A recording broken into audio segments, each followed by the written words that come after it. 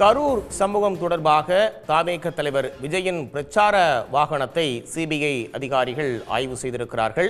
இது பற்றிய கூடுதல் தகவல்களை வழங்குவதற்காக செய்தியாளர் பிரகாஷ் இணைகிறார். விவரங்கள் பிரகாஷ். நிச்சயமாக கரூரில் கடந்த ஆண்டு செப்டம்பர் 27ஆம் தேதி தமிழக வெற்றி கழக தலைவரும் நடிகருமான விஜய் கூட்ட நெரிசலில் சிக்கி 41 நபர்கள் உயிரிழந்தனர். இதில் உச்சநீதிமன்ற உத்தரவுப்படி சிபிஐ அதிகாரிகள் விசாரணை மேற்கொண்டு வருகின்றனர். கடந்த அக்டோபர் 16ஆம் தேதி முதல் கரூரில் உள்ள சுற்றுலா மாளிகை தற்காலிக சிபிஐ அலுவலகத்தில் விசாரணை நடத்தி வந்தனர்.